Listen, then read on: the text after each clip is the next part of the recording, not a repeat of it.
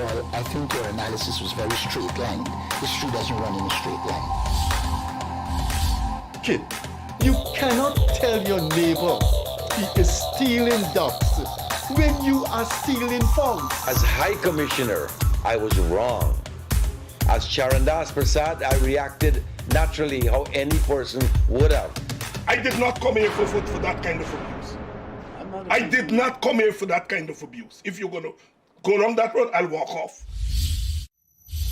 But it's all okay once they're talking. If they weren't talking, I could not have been here today. You got ADHD. I got that. Calm down. I think I've done enough in terms of taking our team out of trouble from losing. Come on, Lou Taylor. That's good. I'm reading the script now, and the first person that comes to my mind to play a detective, Yes, but an an erratic detective, Rodriguez. is Mickey Rodriguez. Why an African slap an Indian? Why a man and slap a woman? No. Girl, how you deal with that? You deal with that. We must encourage platforms like this because it brings together different people and allows for discussions to take place in our country on a multiplicity of fundamental issues. Gildarie, you apologizing for something you think I did is wrong. I don't want you to do that, and you should not have done that.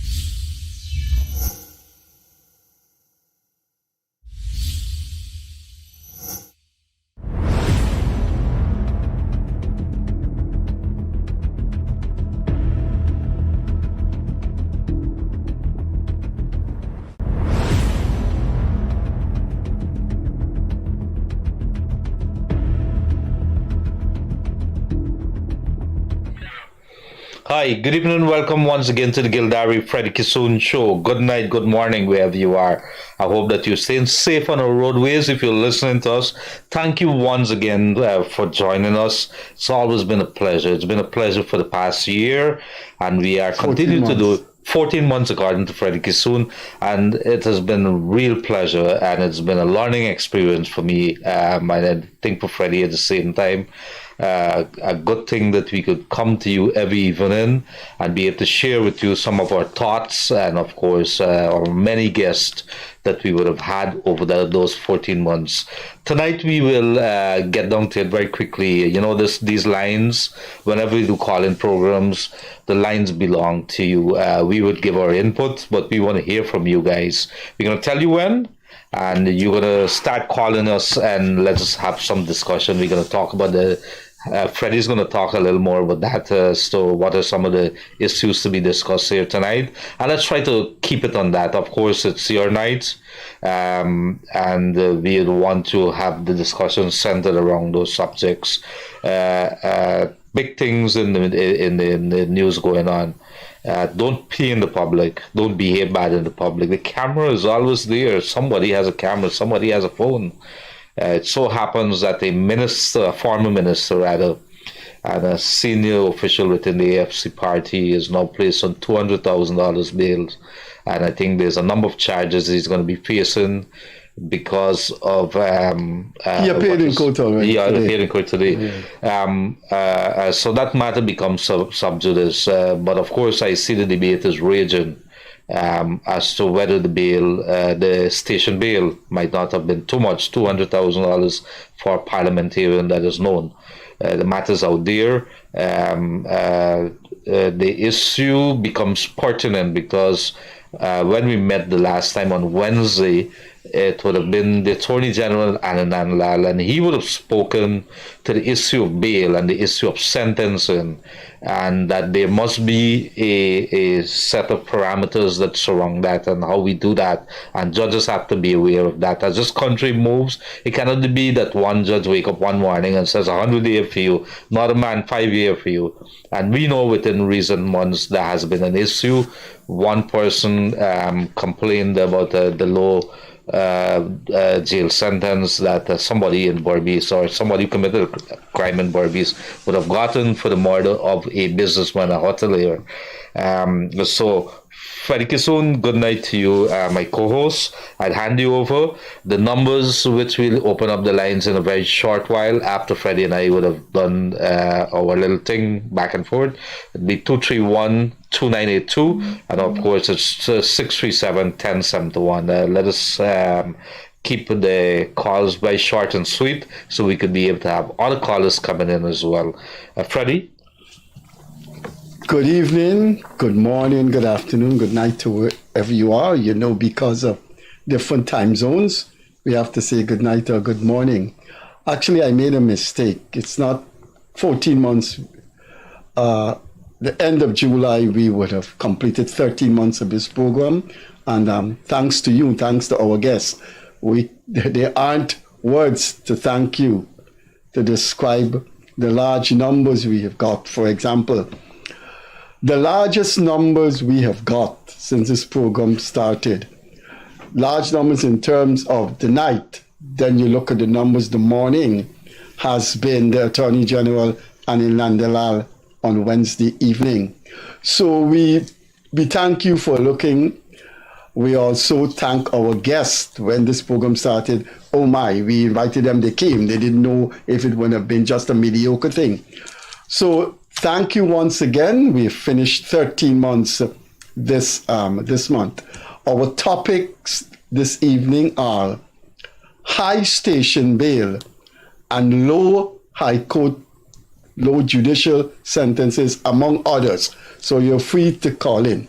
Now, we can start with high station bail and high magistrates bail. I honestly do not think magistrates and officers in charge of police station understand what is bail. Let me say this, I don't give a damn which magistrate say, what is he talking about? Is he a lawyer? I am right. I am damn right. They do not understand what is bail.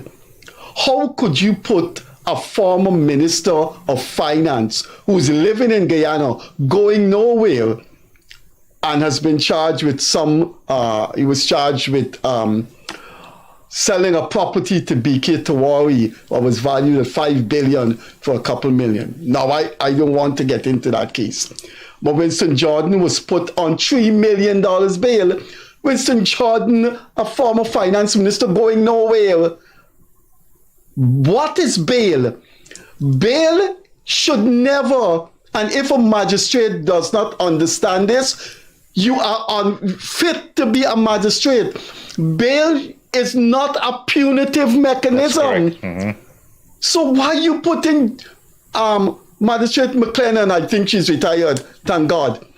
Why are you putting Winston Jordan on $3 million bail? That's a high-profile man going nowhere. Now you had Nigel Dharamlal. When he was put on $1 million station bail, he was still a minister. Where is this man going? Is this man going to jump across a ferry Suriname and disappear? Now you have the General Secretary of the Alliance for Change and a member of parliament. In the case of Winston Jordan, it was Magistrate McLennan. In the case of Minister Nigel Dharamlal, it was station bail. Now you have the man, he's a parliamentarian. He has a thriving private sector business. He's a general secretary for an opposition party. Where is he going? Why can't you tell him, Mr. Patterson, we're investigating this matter. We will expect you next Monday to be in the station. And both Dharamlal and Patterson would have gone to the station. How many times they tell them to come to the station? These officers in charge of the station or their superior and magistrates do not understand what is bail. They do not bring a commonsensical approach to bail. People get charged with mango. A guy stealing mango, where he's going to get $20,000 bail for? It is just, the bail thing is just nonsensical and absurd. I can't believe a magistrate put Winston Jordan, former minister, on $3 million bail. Police asked Dharamlal to report to the station, $1 million bail. So you have the high bail. And then we're going to talk about terrible, terrible sentencing. Gildarie left. We talked about a woman who was mourning the death of her father. Gildarie knows her. So this guy invaded the hotel on number 63 Village, killed the security, chopped him up. They found body parts all over. Tortured the hotel owner. Man came to invest. Chopped him up. They found body parts all over. And when the case was called, the guy got off for time served. He was 4 years waiting trial. And the judge, I think is Justice Maurice Ramlal, said sentencing to time served. And the daughter was very, very, very, very depressed. We wanted to contact her on the phone one Friday evening when Gildarie left to get married in New York. Is that pertinent? But people may want to know why you leave. Maybe I should not have said that. It takes away from the seriousness. I apologize. But she called me and she wanted to appear in the program. And you know, many people call me a jackass, and sometimes I am a jackass. She was leaving Friday and she called me the Thursday. And I should have asked TBN station if we could do a special program with this lady. And I never thought about that, and we never got her on the program. So she is still in a depressed mood, and I hope if she's listening, she listens to the program, she could come back to Guyana and appear on this program of what happened to her father. We're going to talk about other cases, and we're going to talk about what I said in my article, in my daily column in the Chronicle today. If I was, that man was my father. And then there's another case about a lady which we will come later to. If that lady was my mother, then I know what I would have done, and I will say it using grammar that I know how to use. I think I've said enough. Back to Gildarie. Our topics are high station bail, and think about Winston Jordan, Nigel Daramlal, and David Patterson, and low high court sentences that are really atrocious, among other topics. So we'll open up the line after I go back to Gildarie. Thank you very much, Freddie. I fully agree with you. Bail should not be punitive in its sense, and these are high-profile people. I was in a conversation with somebody, an executive in a financial institution today, and she said to me, you know, why don't you guys talk a little about what is holding us back? Why it is going to be difficult to make us into a country like Dubai? And I said, could you explain a little more? And she says, Bring her on the program. Huh? Bring her on the program. I will try to do that. But she says one of the problems that we have that is going to hamper our development, and I got mad respect for this person.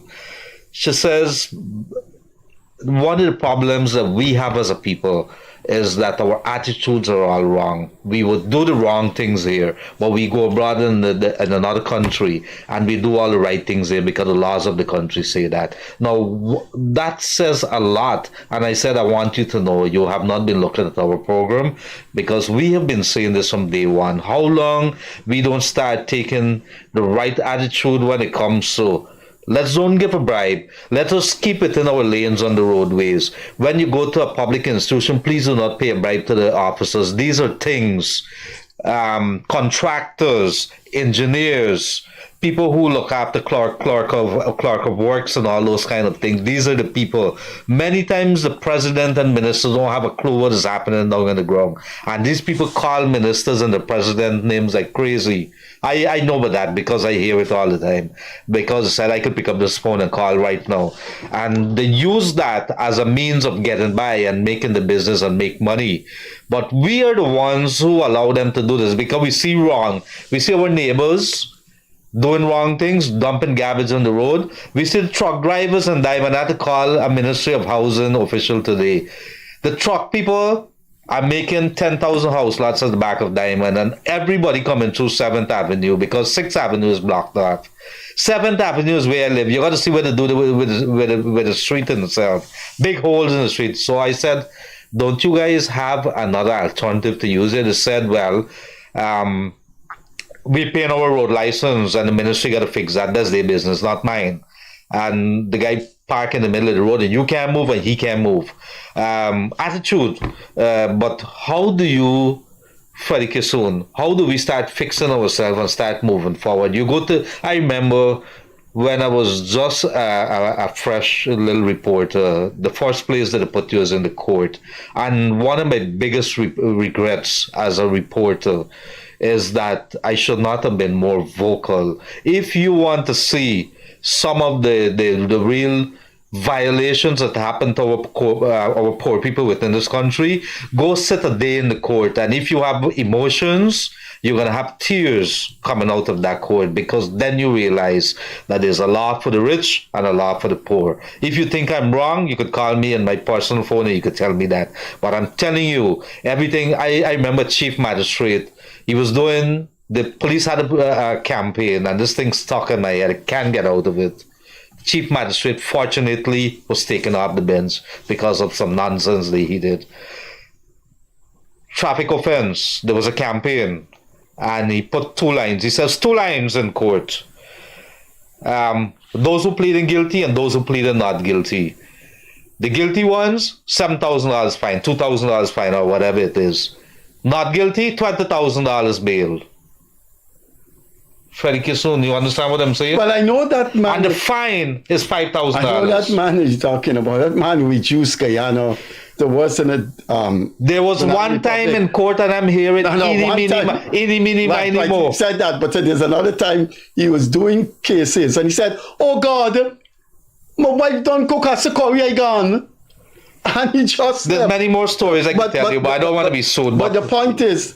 The point I said in this program, in case you're listening, our topic is high station bail, low high court sentences for terrible homicides, and other topics, and we go until 10 o'clock. I have said in this program several times, the money that is coming in, I believe the Minister of Natural Resources, when he said around 2025, we're going to be getting a lot of income for oil.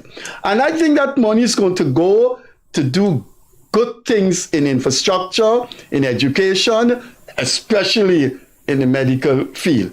But we're going to, the economy is going to be picking up. You're going to looking at a beautiful airport. You're going to look at a high-class hospital. But the attitude remains the same. Gildarie, I live near to Civil Potter College of Education, and I buy my coconut water from the man right there. All the signs stares you in the face when I drive up there. Sleeveless dress not allowed, and that is all over the High Court. What is wrong with a woman wearing a sleeveless dress? You go into some boutiques. Do you know a sleeveless dress would cost more than my groceries every month? We're still stuck in the 18th century and the 19th century, Freddie Kissoon. We haven't changed. There's many things. You look at some, do you know the insurance? How much women ministers we have? Four or five? No, a little more than that. Miss Sonia Parag. Priyamani Chan. Onit John. Susan Rodriguez. That's 4. The Minister of Social Services. India. That's 5. Mm-hmm. 5 women ministers we have. And yet, all the schools, all the public buildings, sleeveless dress not allowed. Look, we have opened up the lines now. Our numbers are on the screen. Gildarie's WhatsApp numbers on the screen.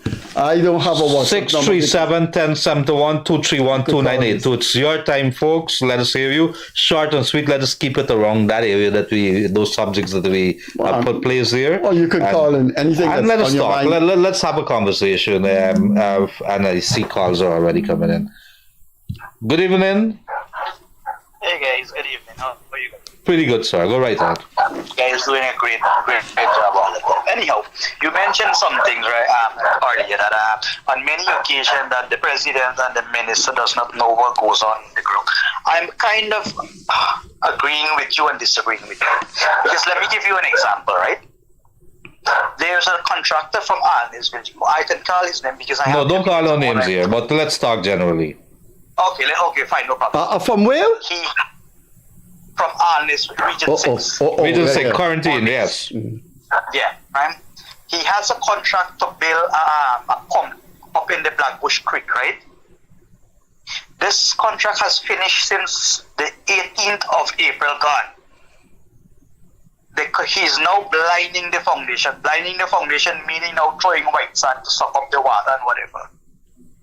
And this guy started this contract. The contract is 18 months contract. He started to take in files in the Baghdad 1 year after the contract was signed.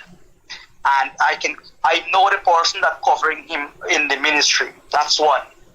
He did a road in when you go to Kejash in the Forest Bridge here, which a Barry Bridge. When you go over a Barry Bridge, you know, to go to the wharf for the back there, the fishery. Yeah, I think I'm familiar with that area. Yes. Good. He did that road. In 3 months, we had to go back and get that road cut to patch back. Some part of that road do not have an inch asphalt. When you cut it and dig it back, some part have half-inch asphalt. He did a contract in 75, that's the same Region 6 of the court. 75 or 74. That contract was supposed to be done in 8 months. Almost 2 years he took to complete that contract, and he's still been covered and he's still been giving contract, and he's been one of the contractors to be doing many substantial work. Have you raised this issue? Have you complained to this issue about to anybody, or are you just raising it here? I sent Guyanese critics. I sent him some information, some pictures that I had. The house that he built, the pump house that he built in Creek, was supposed to build in Green Heart. It built in Kabakali and paint right away. I sent the pictures with the Kabakali before it paint. Some parts of it have Kabakali, some part of it have Green Heart. But there's a specific minister, and this guy is a personal friend that I know personally. This guy keep doing substandard work and still getting contract. All right, I think what we could do here. I can send you the pictures. I can send you the pictures, and I can send you very. All right, send it to me, and I'm going to send it to the minister and have him look into it. I'm sending it. I'm going to be sending it to you right now. Right, and send me the details of that, and I thank you very much for that. Okay, brother. Right. Good evening, caller. Hello. Carl from Toronto. Yes. I want to start this off with a question. Do you think it's wise for Canadians and Americans to invest their sweat and blood in Guyana? Is it fair and wise? I'll tell you why. I'll follow it up with an explanation. Sure. Now, let me give you the reason for the explanation. I have that receiving shipping company on Davis Street, right? And I'll tell you what happened today. You had some breaches with customer officers disposing of want of entry cargo at my place here in Kitty. And my hands are tied because it's a criminal issue. And I'm trying my best to get the cops involved because up in Canada, people work hard to ship their products into Canada. And if you're going to slip it out of the hands of these people, it's not fair. This inspector today told me that I have to come down to Guyana to file a complaint. 3 months ago, I made a request for these guys to do something about bad things that are happening there. Come on, man. I offered that location in Ghana, Leonard, to offer service. You can leave your lunch break and go pick up your barrel or your box. Wasn't meant to compete with John Finance and all them big shots. Small operation. I spent 20,000 Canadian dollars and I took a scanning machine. They broke it. They broke the machine. What the airport didn't have, I bought one and took it down into Guyana. Come on, man. Is it fair? You guys are focusing on politics. You know what you guys got to work on a little bit? The internal affairs of that country. Well, that's why we have the phone. That's why we have the calls here, so people could be able to raise. Well, there have been dozens and dozens of calls the past 13 months on things that you're talking about. It is not exactly factual that we do not focus on things that are not. We only focus on things that are political. No, a guy have just talked about a contractor not doing shoddy work. No, we people call in all the time about things, and you're calling in now about that. Fred. I just got back from New York. I spent Tuesday in New York and I got back. I usually spend a day because I also invested in a branch in New York City. It costs big money, right? No, that wasn't meant to be a money-making thing alone. It was meant to give back to my country where I was born, Fred. Right now, I'm shipping 2 barrels into Guyana for $100 Canadian. 100 Canadian. Customs, they're making 25 American dollars on duty on a barrel. You see how I'm like this big patriot trying to give back to where I was born, man, and nobody want to respect me. I'm tired, guys. I'm tired. I decided to call you guys because you're very, very powerful. Very powerful. What? Powerful, I don't know. I give up. I put a for sale sign on that place there. Any good offer come along, bye-bye. Bye, guys. Stay on the line. Tired. I don't understand. What the inspector did? What is happening? What is this thing about the police at your property? I didn't get Gildarie. Okay, no. Yeah, go slowly. This wouldn't require any civil lawsuit because I ain't going to go to jail for this. Let me tell you what transpired. People there, and I say people, staff there are shuttling out people's freight, and they're selling it because after 30 days it goes into want of entry. Okay. This is at the customs and at the hold on. They don't have the cash to pay for. This is at the customs and at the wharves. This is at your place. So the police, it can't be the police. It got to be GRA. The police can't come to your place to dispose of items of want of entry. That's GRA. But when you started, you said the police. It has to be GRA. Friend, let me back up and break it to you gently. Stuff cargo is moving out of there illegally. Okay? And it's getting into hands, it's being sold out there. But it's your... 200 gallons. No, but I don't understand that. Yeah, but hold on, buddy. Hold on. No, it's your property. Isn't it your business? Who's running the business in Guyana? I have a shipping company on David Street, you know? Yeah. Are you aware of it? I know it. TQ or QT, I know it. And I know you. QTrack, yeah. Q. How? That's it. No, you have to... Listen, I know you, and I know you mean well, and I know you've been invested in Guyana. But I'm a little bit confused that you're telling me all kinds of skullduggery is going on at your shipping place in David Street. You must have a general manager, a deputy general manager, an admin officer, and security. You speaking like if this business you own in David Street is a free-for-all, the way you speaking. But it has to be... No. You're misinterpreting what I'm trying to imply here, Freddie. I'm telling you that something bad happened today. A few months back, we had an issue where some things were moved out of there, and a gentleman went to Gildarie and made a report. They sent a corporal there. Corporal is telling me today that I must speak to his boss. After 3 months, man. But don't you have I have to speak to your boss. Don't you have a general manager? Inspector. But don't you have a general manager? Don't you have people? You live in Canada. You have the shipping company in David Street. Do you know how many investors live abroad and they have managers in their company? You saying... Hi, Chief. Do me a favor. 637-1071. Sometime on Monday, so give me a call. I think half of the story is not coming out here. I don't think we have enough time to do it through here. Give me a call and let me see what... I didn't expect it to be this long. Right. But I understand the frustration that you have. It's a legitimate question. People have raised it. Why do I come? I know you. I know the gentleman, but I would need more information. Right. I think you have my email. I'm gonna feed you the information that's credible. Okay, fine. President is coming up to Canada and begging people to go and reinvest into Canada. Okay. It's a good country. It is just that. What do you want me to tell people? Good idea or bad idea? All right, Very good. good question. You'll send the information to us, right? Thank you. Bye-bye, man. Bye-bye. Thank you, guys. Good night, guys. Good night. Good evening, caller. Hello. Hello? Yes, good night. Yeah, I'm a single father, right? Uh-huh. I have two other disabilities. Two daughters? They were registered.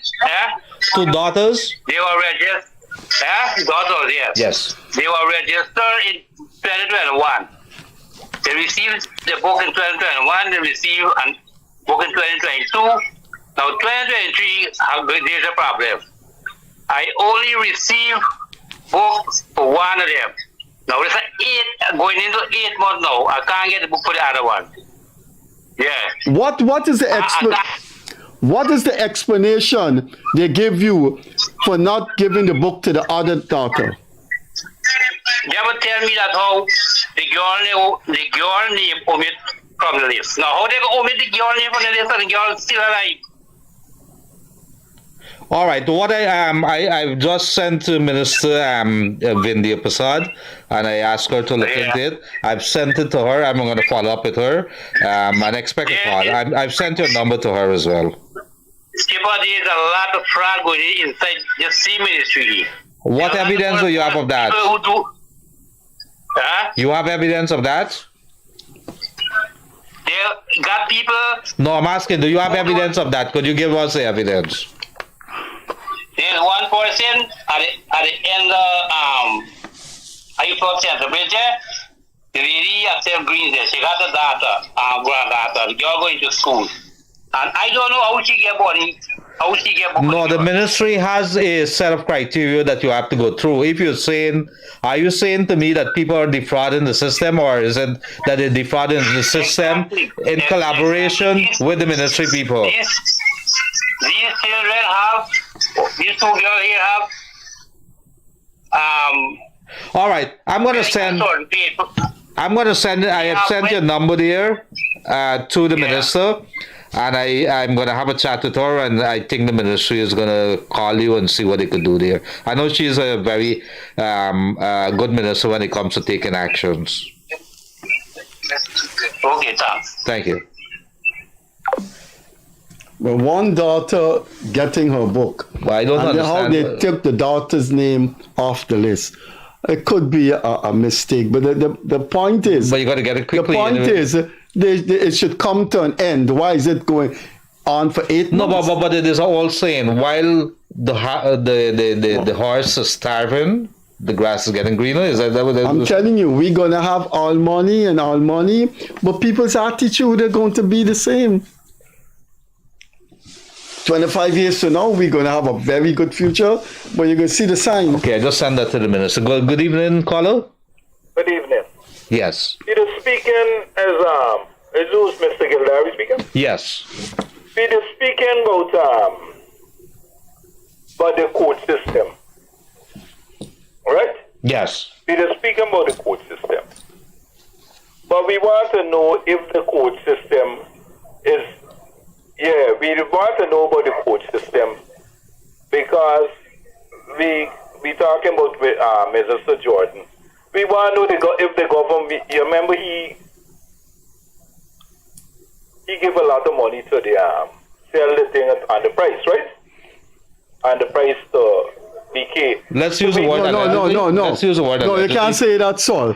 As it stands right now, I think the case was dismissed. The case was dismissed. Right. So you got said he was accused of. He was accused of. Let me tell you something. Stop there, Saul. I know Mr. Jordan. Mr. Jordan is one of the persons in this country that is just willing and eager to sue people.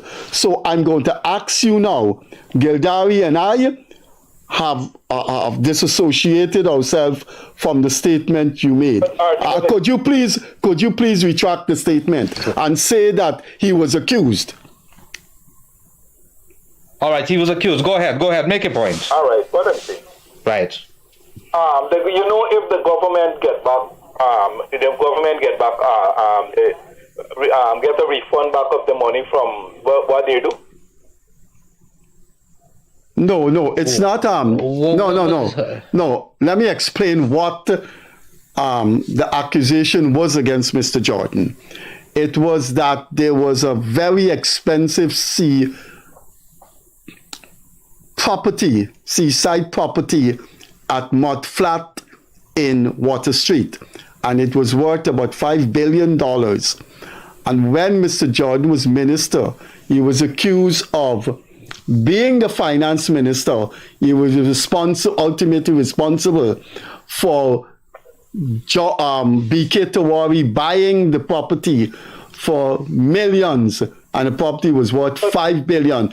He was charged, and the magistrate dismissed the case. I don't know if the state has appealed. I think the state probably has appealed. I want the government to receive back the money and the property. No, the government, I think, not the money. The government can't get back money. He didn't pay the $5 billion that the government said it's worth. He paid a few $1 million. I am not sure if the government has put a hold on the property. I'm not sure about that, but I just want to make sure we clear the air on behalf of Gildarie and the station that he did not steal or did not do anything like that. But what they call he has been acquitted. But what they call is making the point is that I don't want that the government should be moving to make sure that they get back the monies from these cases to get value for it. Nobody go to jail, I want. No, he didn't pay the money. Right. There's no money to go get back. But they get back the stuff. If it's the property, let the government get back the property. I think logically that is what should happen. And I think in the case of a matter that had involved James Bond and the lawyer, I think the government had taken back that property. But I do believe that I am not saying anything about Mr. Jordan. I do not have any evidence that Mr. Jordan was responsible. I want to be careful here. I know Mr. Jordan. But I do believe that property at Mud Flat in Water Street was worth much more than what it was sold for. I don't know who sold it, and Mr. Jordan was accused of selling it, and he was freed in the magistrate court. But there's a fundamental point here, Freddie and Carla, just before we go.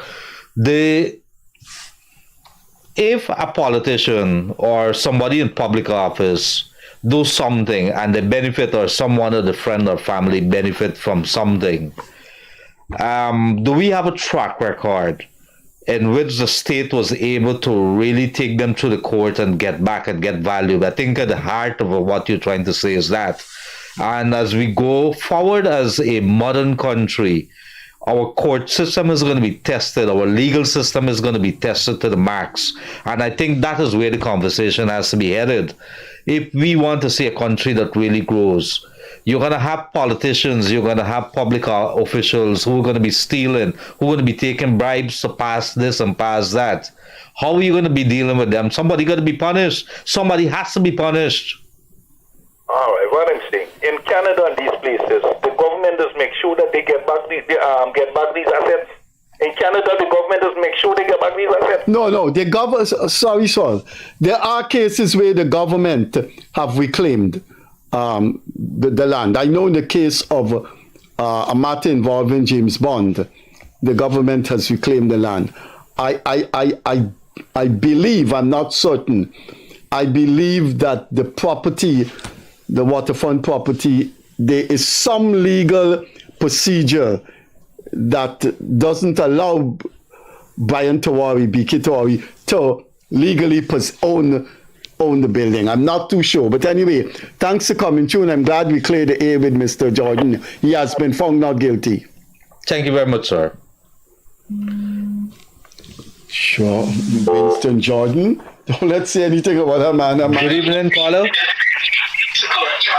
Lower your volume, please. Lower your volume. Lower the volume there.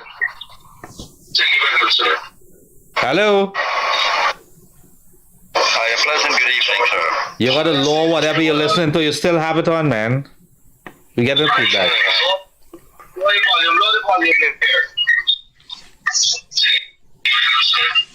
Look, who takes the call there? I'm gonna have sorry about that. I have to cut that off. Good evening, caller. Hello, good night. Good night. Go right ahead. Hi, Gildarie. Yes, it is. Man, I got a problem with NIS, man. Who is going to fit this person I go to? Not the manager. You want to go to no manager, NIS. Which one the minister is saying I go to? Go to the president. Exactly. I don't know what to tell you. Everybody calling me with NIS. I got people overseas calling me with NIS. I don't know. I can't. I mean, I got a fundamental problem. Is that you send them to manager. What happened to the normal man in the street? The normal man in the street got to go to somebody. What's the problem, sir? What's the problem? Let me hear no my sister against the NIS. The lady come in this country, go to NIS and say, okay, ma'am. It's an overseas. It's an overseas thing. She's living overseas. How long she's been living overseas? Long. But she has come every year and collect your money, but it's going to bank to pay no.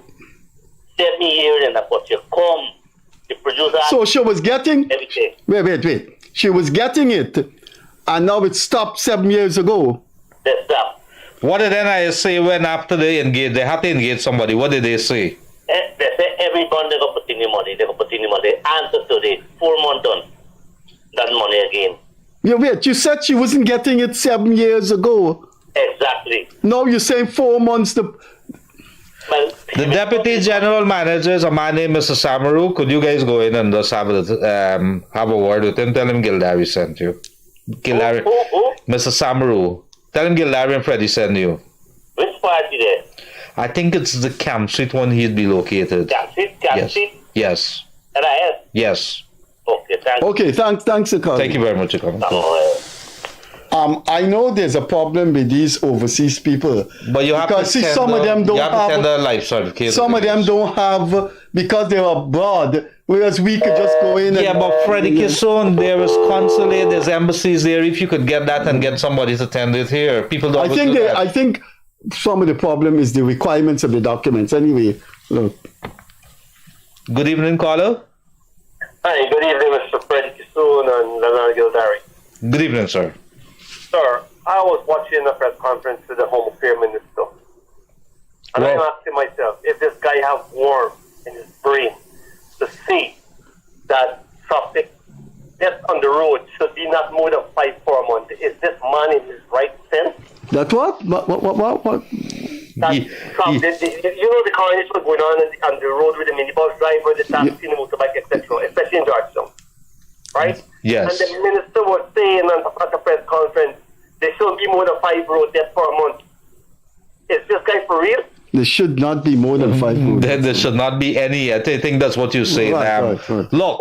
One is too many. Yeah. I agree with you. And maybe sometimes we put our foot in the mouth. I didn't see that press conference. Maybe he said that, and maybe in retrospect, if he did think back about it, he should not have said it. When people ask him, but the funny thing is this guy, the Almoney, get his brain.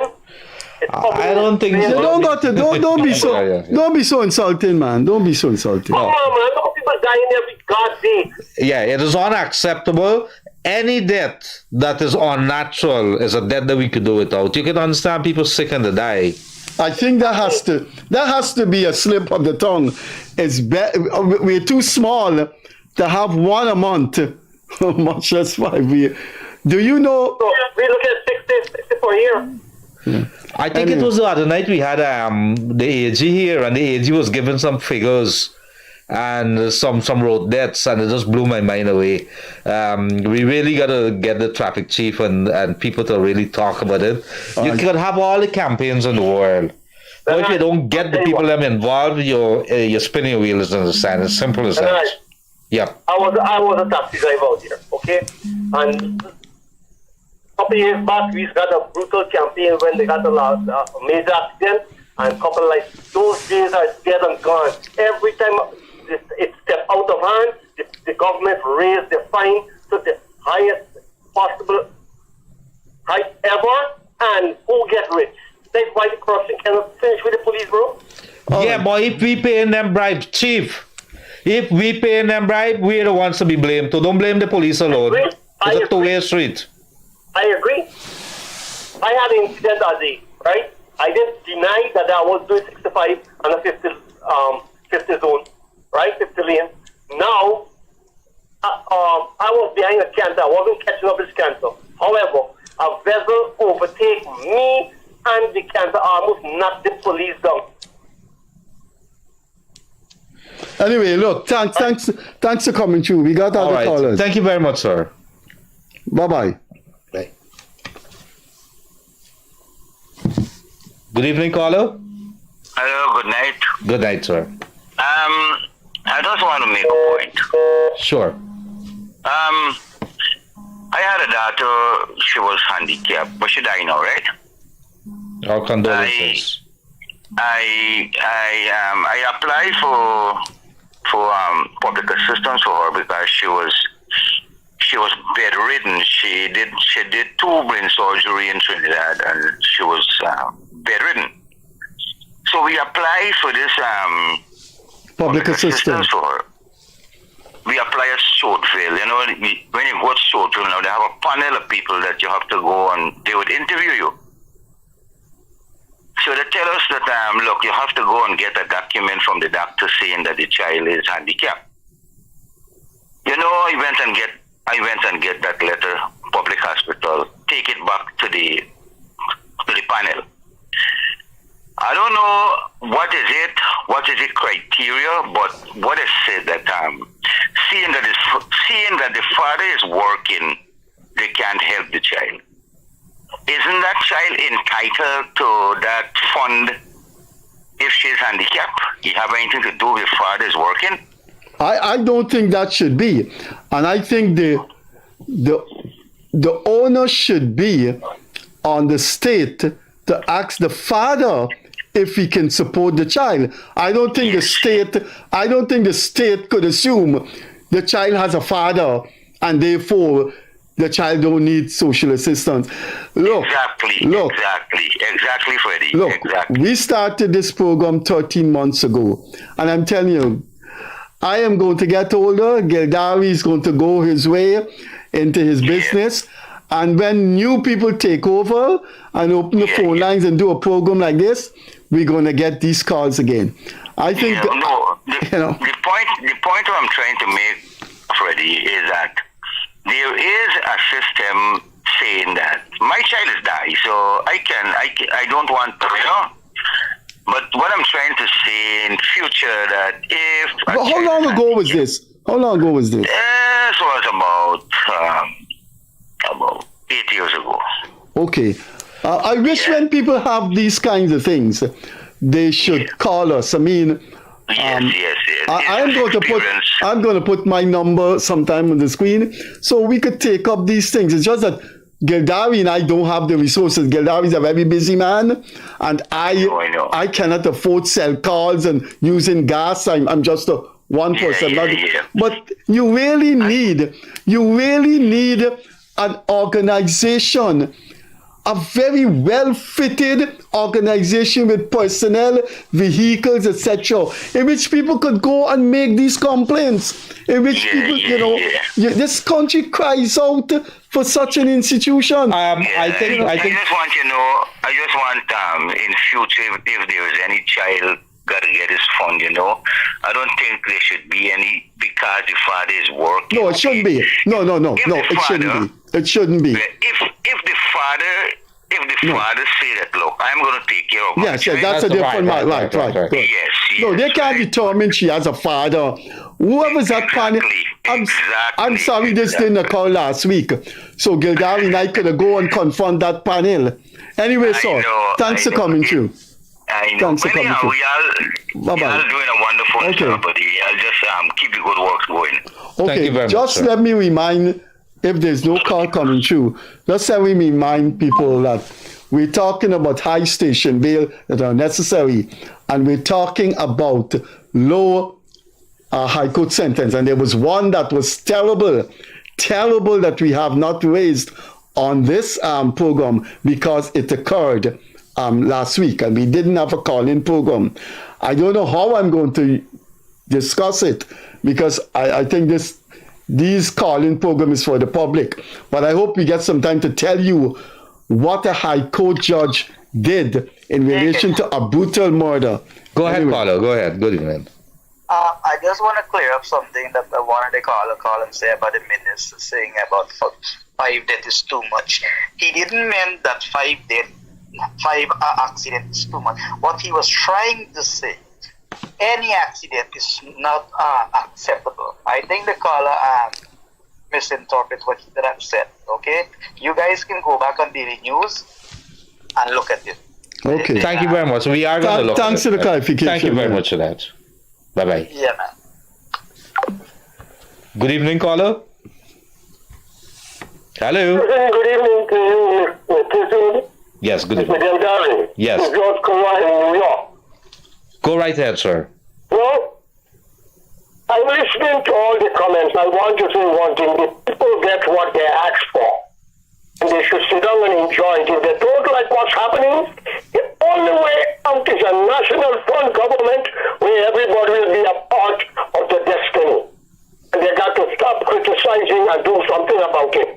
We have emancipators and we have arrivals. We don't have citizens of the country. We are Marines, military, the Chinese. The other two are foreigners.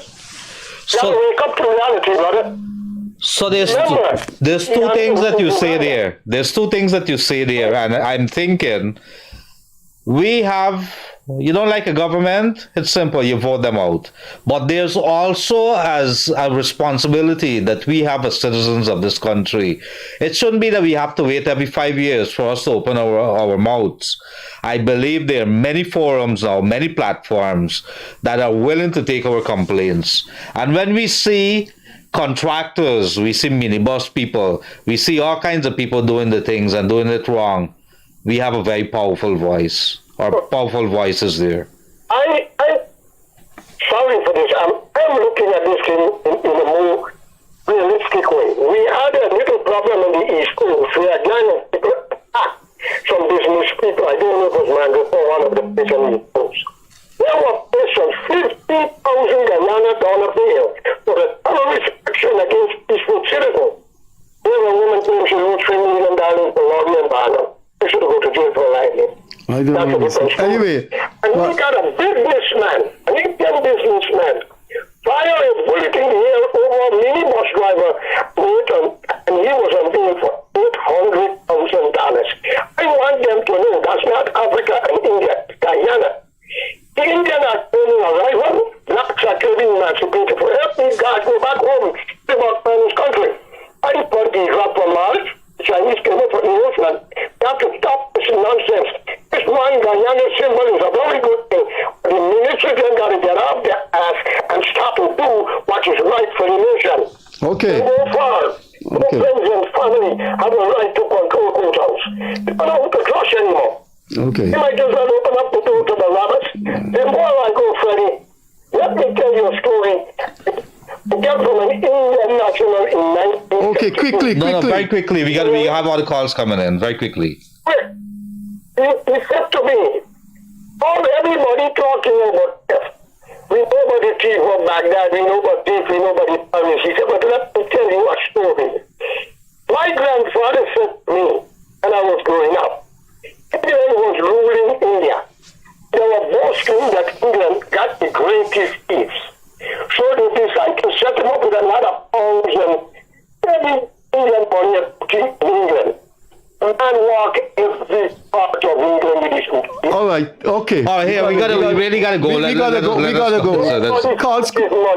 Calls coming in here. Thank you, man. Thanks for coming through. Let me end this. Right. Yes, I thank you very much for that. No, wait. Okay, so listen to this. We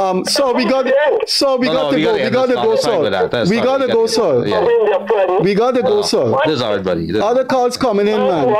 Other calls coming in. Sorry, we gotta go. Yeah, sorry for that. My apologies. We gotta make it short and sweet. Other people. Good evening, caller. Yeah, go right ahead.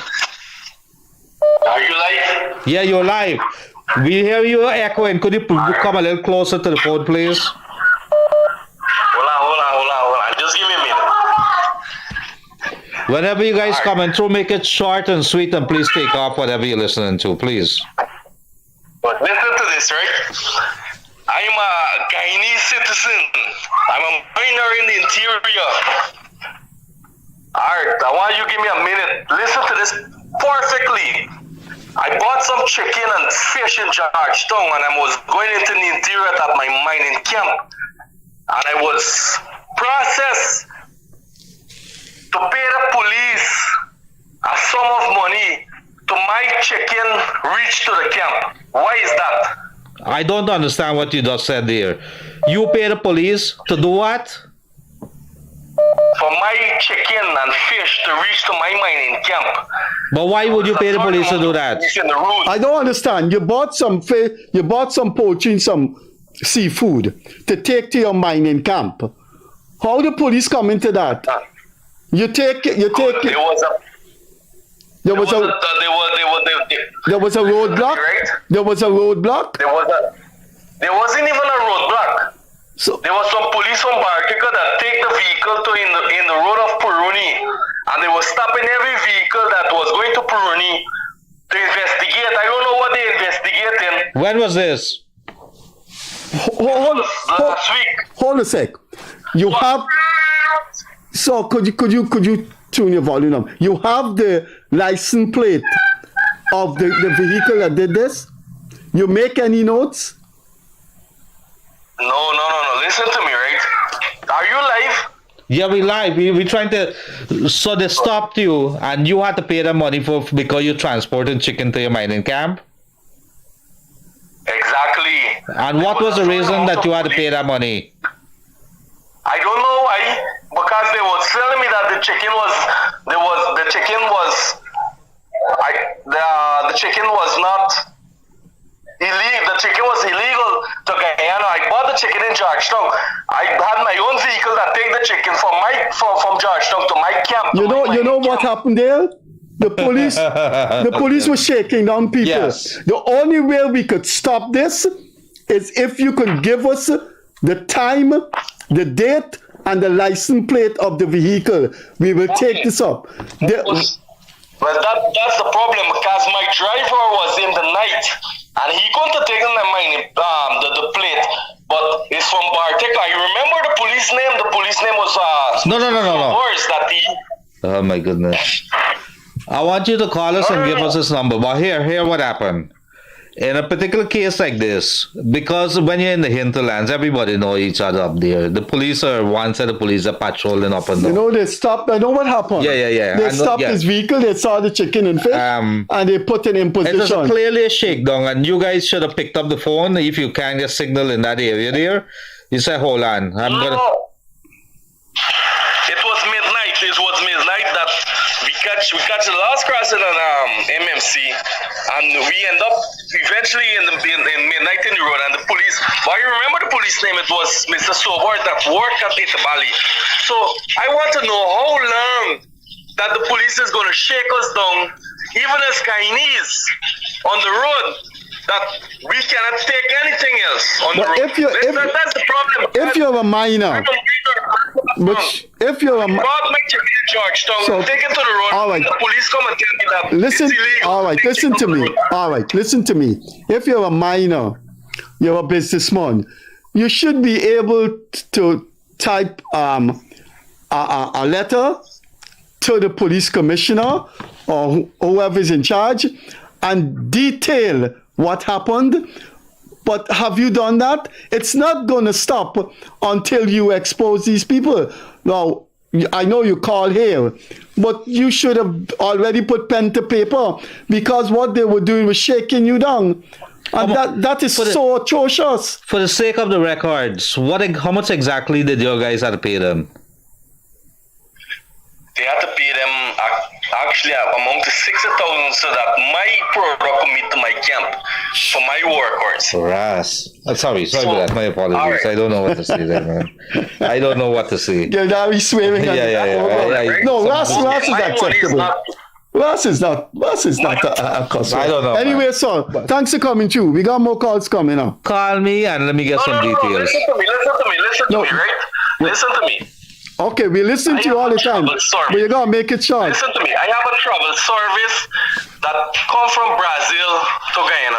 I don't smuggle anything. All of my products come from Guyana. Thanks. We got more calls coming in. Thanks for calling. Right. All Okay right. then. Thank you, brother. Thank you. Call me afterwards. Makes sense, buddy. Okay. Yeah, it makes sense. I try to make an example of these police on walk. No, but hold on, Carl. Because I see, listen to me, I see that these police, that these little miners that they have that working with pumps and all sort of things in the interior, that these police that went in the back dam was harassing them, that they even jump on the neck of a little miner that working a pump, that working honestly.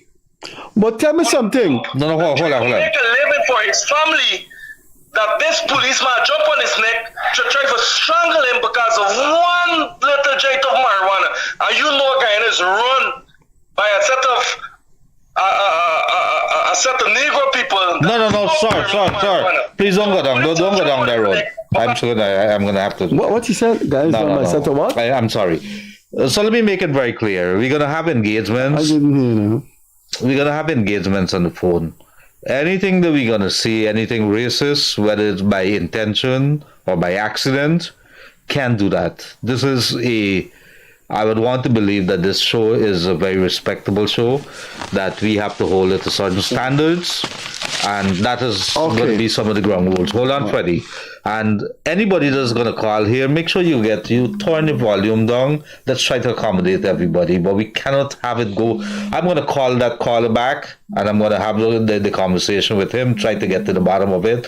Anybody that pays any bribe, and especially if you've been shaken down by police, I believe that there's a commissioner of police who's a no-nonsense man there. I've spoken to him, Mr. Akins, and he would be highly interested to hear, and I would be very highly interested to hear, and see what actions he's going to take. And I think he's going to be interested to hear what would have transpired. Hold on. One of the topics this evening is the high station bail and the lower sentence of the High Court. Now, we've had something in the news. We've had the Attorney General here on Wednesday night, and he spoke about it. This case was in the media. Let me tell you what this case is about. And this case has generated a lot of publicity in the media. A man was charged for murder, and he pleaded guilty and was sentenced to 10 years in jail. Now, please remember this. Years is misleading. A year is only 9 months in jail time. Right. So when somebody say 10 months, it's misleading. Now, what did this man do? A mother of 5 was walking on the road, and he accosted her, and she brushed him off, and he took out a knife and stabbed her to death in front of people, and the folks in the area ran and arrested him and held him and took him to the police station. Now, he pleaded guilty to that and got 7 years, of course. That's because that's not the end of the story. This man is a beast. This man is a predator. This man is a criminal.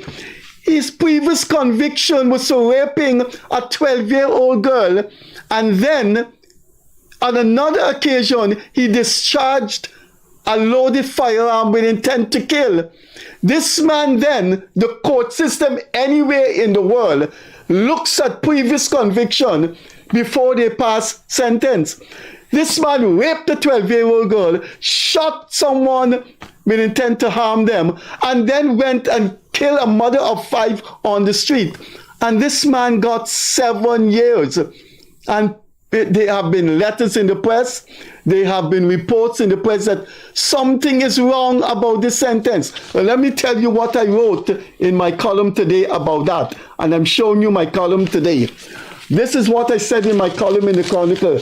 As you know, I do a daily column for the Chronicle. I cannot say in this newspaper what I would have done if that hotel owner was my father. That's the young guy who went and killed the security and killed the hotel owner, mutilated them. So I'm going to read on. I cannot say in this newspaper what I would have done if that hotel owner was my father. But on the program I own, Gildarie Freddie Show, I will state this evening what I would have done. If that and that hotel owner was my father, I know what my brothers and sisters and I would have agreed to do when he came out of jail. About the woman who got stabbed to death, this is what I said. I will tell you tonight what I would have done if that was my mother. If that was my mother, and a man accosted her and she bust him off and he had killed him and got 7 years, I know what my brothers and sisters would have done when he came out of jail. And I'm suggesting to the children of that hotel owner, and I'm suggesting to those 5 children of that mother, what they should do when those people come out of jail. That's all I want to say about those 2 cases. Thank you very much, dear Freddie Kissoon, and we start taking our calls again. The caller that called, the minor, you feel free to call on my cell phone, 637-1071. Let's have a discussion on that. I'm going to raise that matter with the Commissioner of Police. I think you got to start somewhere. Charity begins at home is where we start cleaning the house. The police are harassing nonsense. Interior all I the went time. in the bush a couple of times and you got to see the police. Unfortunately, we were up to date with all the documents and everything. You got to see how they do it. It's no man's land. It's in there. no man, People but tell me all the time. imagine, let's imagine that you are criminals and the police, 2 police that doing traffic thing in the middle of the bush where they get criminals. How do you do that? But you know what they did, that man that just called? They wait, they know minors are going in there, they know and they're hassling the people. You see what he did? Yes, good evening. This is the minor that called just now. No, you call me afterwards. I'm going to raise this matter here. You said something, I had to cut you up. I didn't like the fact that you said that there's Negro that run this country. You should have bring totally it unacceptable. But call me on my phone afterwards, and I'm going to raise this matter with Commissioner Higgins. Perfect. Thank you very much. And listen, tomorrow. before you go, take my cell number down. Are you still there? Yeah, he's gone. He's gone. Good evening, caller. Hello? Could you lower the volume that you're something, whatever you're listening to, please?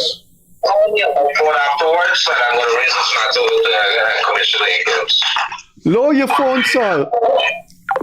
Next caller, please. Please, when you're calling, y'all make sure that y'all lower the volume. I know you want to hear yourself, but it's gonna look, Freddie. One of the issues that has been discussed here tonight, and we've been talking about it.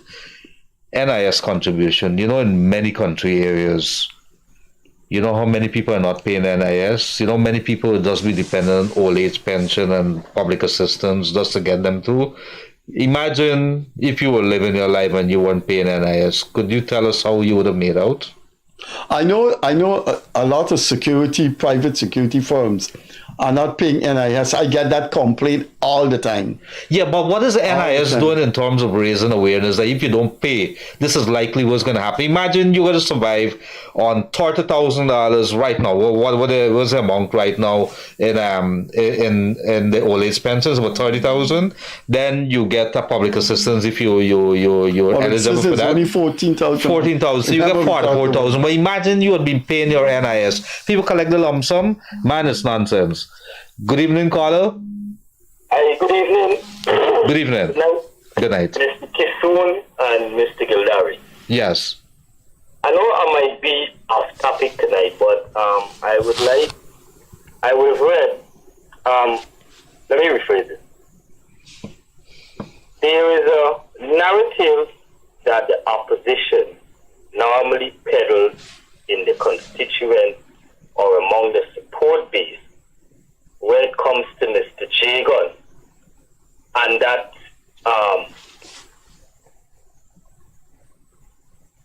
this word apanjat. And I would have learned from one of Mr. Kissoon's column, he would have written extensively on how that term or that reference came about. And it wasn't Mr. Jagon utterances. As I read in Mr. Kissoon's the article he would have written on that, is a guy by the name of Balram Singh Rai. Is that correct, Mr. Kissoon? No. It's a guy named Debadin. He was the first one to use the word apanjat, meaning your own. So he said vote apanjat, meaning vote for your own. Mr. Kissoon, I would like you guys to dedicate a segment in enlightening the nation about that term? And who or whom would have been the intellectual author of that? No, it's been written a lot. It's been written a number of times that it was a man named Debadin. So I would like you to at least dedicate a segment on one of your shows, right? Because there's a lot in the public domain, especially in the opposition constituent, that still held J-Gun as though he would have actually made that or utter that. Okay, well, for the record tonight, it never came out of the mouth of Dr. Chedi Jagan. And I think most historians, or maybe all historians, know. But the opposition, you got to understand, opposition have their work to do. That is to lie, to criticize the government, to say things that are not untrue. I mean, that's the nature of the opposition. And one more thing I would like, I have learned so much by reading many of your articles. Thank you. I've learned so much of pre and post election Guyana history in pre and post election. Pre and post independence. Sorry. All right. Thank you very much for coming today, caller. Okay, enjoy your night, folks. You too. Bye-bye. Good evening, caller. I am not sure. Okay. Good evening, caller. Hello. Yeah, good evening. Yes, good evening. Yeah, good evening. Yes. Yeah, I just call in tonight to raise a concern about the new law that put in place for the e-bikes. Right? We understand that you gotta pay a license and road service license. No, sir. It's been placed on a hold, and I think according to the Attorney General, I think there would be no cost, but there would have to be some registration, and the matter has been placed on a hold. You have until December the 31st to get yourself in order, and I don't think you'd be saddled with the necessary fees that comes along with it. Go and look at it. Yeah, the Attorney General spoke about it. Just go on YouTube, punch in Gildarie Freddie Kissoon Show, Anil Nandlal, and you will see what he has to say. He was the guest last Wednesday evening. Okay, and the next point, we're talking about infrastructure, right? I'm a person who usually rides the e-bike on the road, all right? While he's riding along the East Bank Public Road, we cannot ride in how far the vehicles them usually drives, which is because the police said that and the law said that there's no lane for a motorbike. It's the normal lane that the usually vehicles use, right? So we've been forced on the road to ride in the corner, and in the corner of those roads are a lot of holes, a lot of potholes, a lot of things, and it's a very bumpy ride. Well, I think the 4 lanes that are coming now and so on, and how they're configuring them, they have some lanes which is going to cater for bikes and so on. In the particular case there, maybe that makes a case for what you're saying there for registration, because now you're in the lane, you are in the big boys lane. And so that's what makes it very important that you have to get registered. But that's why I raised the point here tonight, because if we are being subject to pay road service license, and this is the kind of situation we've been faced with on a daily basis, you understand where I'm coming from? So what is our benefit? Well, the benefit would be that we have to cater the laws, or most countries are that. But at the end of the day, I think the government is looking at it carefully. I think they are going to make some pronouncements on it. But the country has until December 31st, and those who own the bikes to put themselves in order. And if I remember, Freddie, he said that there'd be no cost attached to what we would be required to pay, or so. There's not anything. You don't have to. Right. All right. Thanks. Thank you for coming. But Okay, the issue still remains of the uncomfortable rights. They need to do something about the No, road. you should come to 7th Street Diamond where I'm living, and you see the uncomfortable right. The government is trying to fix the road. I think the country is trying to fix it. But guess what? If you stop the sand truck from coming, then you don't have development. So it's a process. It's a process that is happening. Yeah, but then again, we still need to stop. We still need to stop the substandard work that is being done. Agree. I fully agree. You're right on the bottom of that. Because we need benefit. If we are going to do something, we're looking at something to last for a period of time, a long period of time, not a short period of time, and then we go back to the same situation. All right, good. Thanks for calling. We got some calls coming in. Okay. You're right on the bottom of that, and it's going to take some time, but we got to keep pushing. Thank you. Okay, then. Thank you. Good evening, caller. Yes, good evening, caller. Yeah, I'm pretty sure. Yes, you are. All right, I just kind of say that the receipt that you got for your pay for a race attack that come through the computer, the receipt is failing. You catch me? No, we get you. I get you there, Tal. You say some receipt come to the computer, it's staying there. Is that what you said? I didn't understand. Yeah, the receipt that you get from when you pay race attack. Or land tax. The receipt, they give you through a computer. Then I get a written receipt they give you. And the receipt is fading like when you buy something on a store. Oh, I know what he's talking about. He's talking about sometimes in the supermarket you get your bill and can hardly read it. Oh, it's faded. Yeah, it's but faded. that's a minor problem. No. That's an ink problem. Yeah. It means the printer needs ink. That's no big deal. Yeah, but you can ask them to handwrite it or something. Where did this happen? Where did this happen? Well, at home. When did it happen? They are writing it now on a receipt and give you. Them simply through the machine. Yeah. When did this happen? When did you see the receipt that you could hardly read? Well, for last year. But when you go talk to them, talk to them and tell them to get a step in order. That's a minor problem. Right. It's probably ink the printer doesn't have. Okay. Thanks. Thank you very much. Good evening, caller.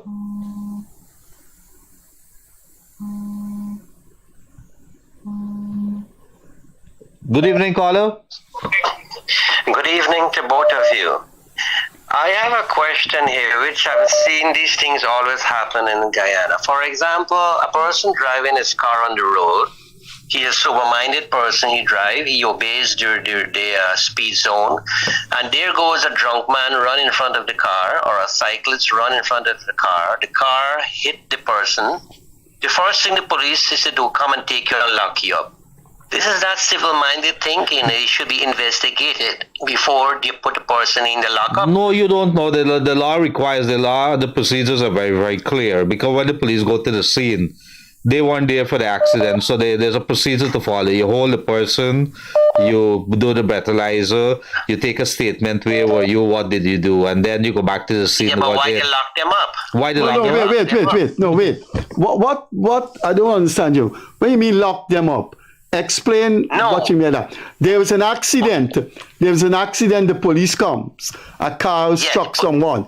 That's a very serious thing. The person is injured. The police normally escort the driver to the station. What do you mean by lockup? Why do they put them in the lockups for? The driver can be innocent, right? But he could also be guilty. Suppose you're drunk and suppose you're speeding. We don't know that. No. But they should be tested, to do the breathalyzer and everything to make sure before, if the man is drunk, but then fine, you lock him up. But I noticed that this thing always happens. The quick thing the police do, they take you down and lock you down at the station. But let me ask a question. You live in overseas, right? What happens in America, or what happens in Canada there? What happens in America? They investigate you. They do not lock you up. No, they can't do that. They can't lock you up. They have to investigate. He's right. So they leave you on the scene? What did they do? Yeah, well, they take you to the station, take your particulars, and then they probably ask you to come back the next day. Don't they put you on bail or anything? Oh, yeah, they put you on station bail. They can't. Station bail. They can't and put they you in do the the locker. breathalyzer, do all the paperwork, and make sure that you're on the right track, you're sober-minded and everything, and then fine. No, they But can't in lock you up. Guyana, No, I don't think that is so, sir. No, I don't think in every occasion that is so. No. I can tell you a story. What happened to a man there? I think I can't talk it. I got to get some more details, get a permission. But then from no them. talking there. Next caller. But Freddie, thank you very much for calling. But I think different countries have different rules how they engage in No, these but particular I cases. find that hard to take. Because every time there's a car with an accident, they take the driver and lock him up. I know a car. A death just occurred. What do you do? No, he didn't say that. He said whenever there's a cycle or thing. Oh, okay. It's not a death. I misread you. Sorry about that. It's just a normal accident. Yeah, so whenever the car hits someone, a drunk person, a bicycle, the police take the driver and lock him up. They put him in the locker. Yes. That happens in Guyana, Mr. Freddie. No. I've known cases where they didn't do that. I went to an accident where they took the driver to Sparring Dam. And no, I don't think it can't be. If I'm a drunk man, if I'm now these days, now you know why that would not be happen, sir? I know an accident occurred at Railway Embankment and Sheriff Street, and the cameras was able to show what happened. We have traffic cameras all over this place. So if the traffic now yes, we have cameras. Well, I'm glad you concede that. I'm glad you concede that.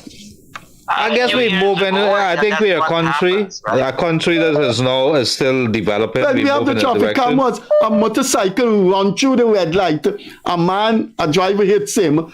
The traffic cop are going to look at the camera. They're not going to carry the driver and put him in the lockup. Thank you very much for coming through, Carlo. I still think that is what they do at this point. Well, you time. think, They still do it. but- And that should change. I mean, a foreigner come to Guyana. No, but so you say you, but so like that, right? no, but so you say you think.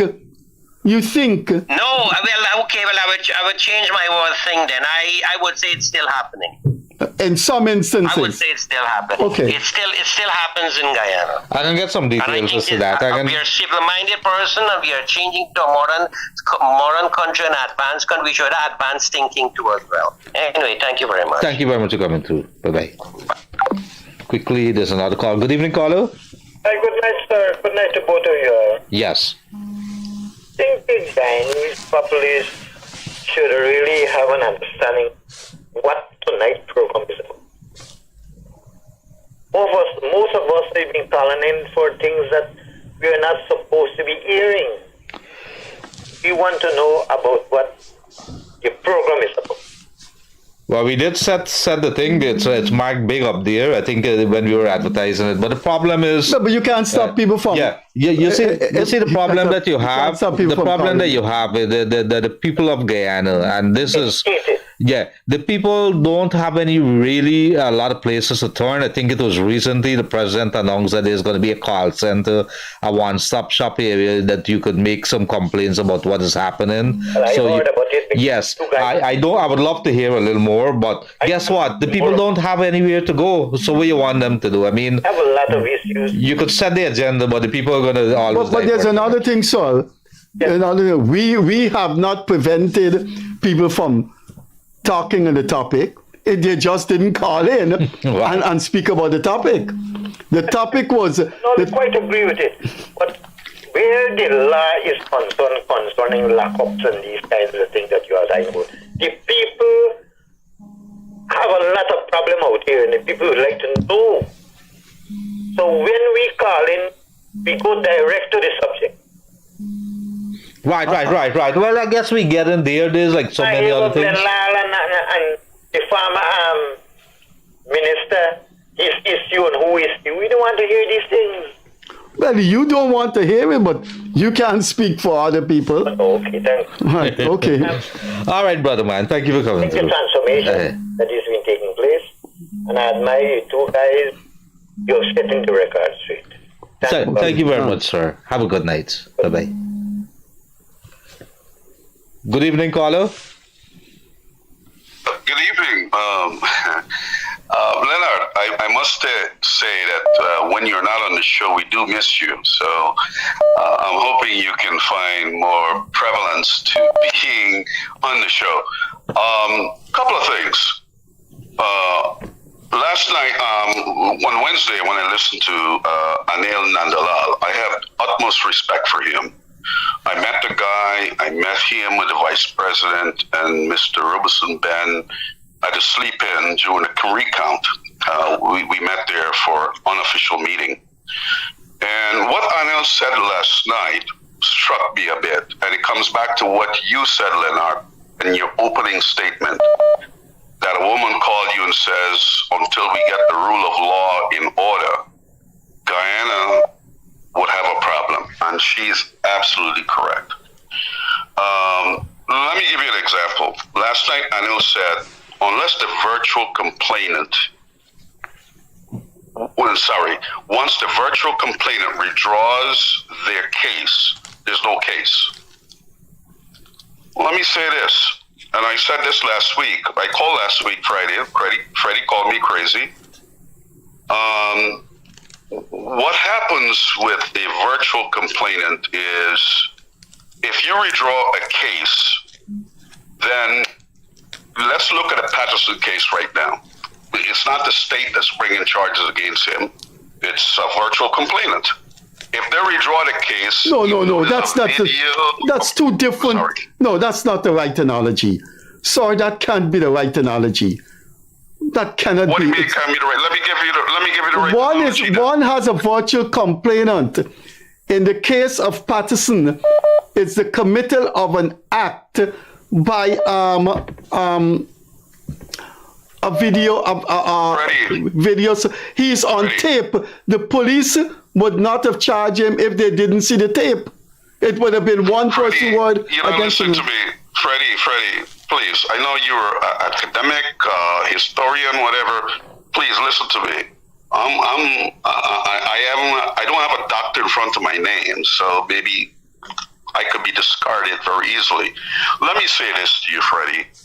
The same thing applies for Dharamlal as it applies to Patterson. And I'm not a party person here.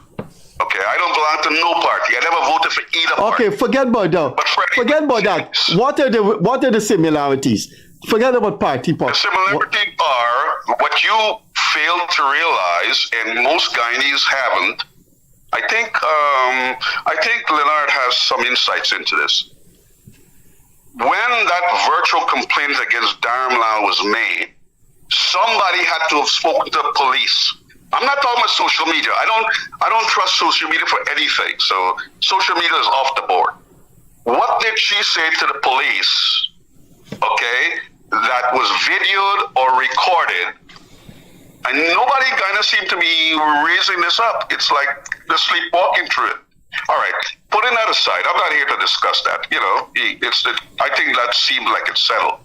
But in regards to Patterson did what he did. It's on video, whatever, and there's a virtual complainant. Now, what Mr. Nandalal said last night was, once a virtual complainant refuses to proceed, there's no case. That's not true. Who's the virtual complainant? Who's the virtual complainant in Patterson's case? I don't know, but there is a person. Oh, if you don't know how you... Sorry. No, but that is irrelevant. Look, I think what you're trying to say, because I've been notified that we are out of time. Very quickly, in both cases, that there was a virtual complainant in Nigel Dharamlal case. In the David Patterson case, there's a complainant as well. Let's assume that that person says I no longer want to proceed. Could the state proceed? And I think this is up in the air, because if you have videos now, that's right. How do you deal with it? I don't know. There isn't a virtual complainant. You're misinterpreting what a virtual complainant is, and he's misinterpreting There isn't a virtual complainant in the Patterson case. A citizen gave the police a tape of an occurrence of something happened. That person is not a virtual complainant. That person took evidence of something happen and give the police then the man who gave the police the tape, he's out of the picture. Well, let me tell you, if that is indeed the case, that matter is going to be thrown out. When it's going to be thrown out or not? Freddie, this is why no government politician ever get convicted, because the state needs to become the virtual complainant in an issue like that. When you have something on camera and audio. It's an interesting case. All right. Thank you very much for coming through there, caller. I've been told time is up. Man. It's been a pleasure. Thank you very much. Very good points. Freddie Kissoon, closing, sir. But unfortunately, we can't dictate what people should call in. But I wish we would have debated, especially after the appearance of the Attorney General here on Wednesday. And then it was in the papers the next day in which he was speaking about the inconsistencies in sentence guidelines. Mm-hmm. Unfortunately, we didn't have many calls in that. And the reason for that is that people use the program to call in for their own problems that are endemic. Nothing wrong with that. Right, and there's nothing wrong with that. Man can get his insurance for so many months. He feels he could ventilate it on the program.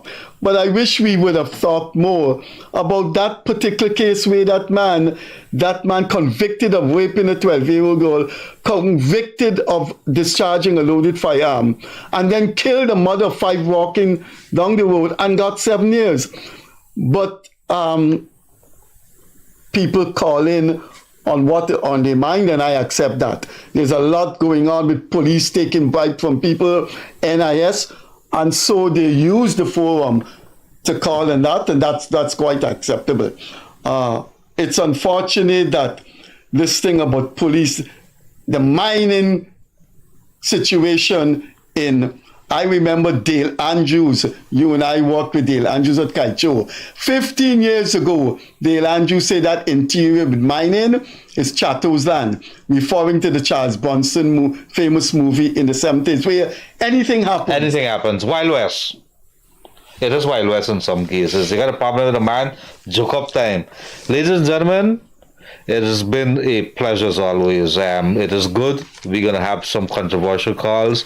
It is good. It is good to hear from the people. It is their time. And we learn, and the country is so much better for it. We're going to be back with you on Monday. And as always, I want to say thank you very much for joining us. I really enjoy this. Freddie and I have been doing this continuously. I myself have been absent because I have duties to attend to, my business, my family, and so on. And I have to look after that. I have commitments.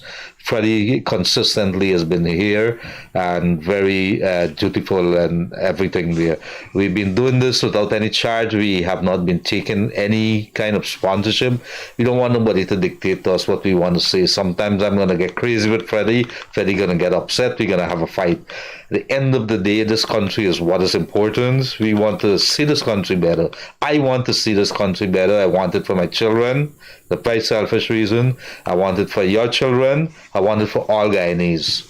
And I think Freddie Kissoon also has the same kind of views. Wherever you are, whatever you're doing, stay safe this weekend. You're going to be back next week, and I hope that you continue to join us and you remain safe. Remain safe on the roadways. Take care.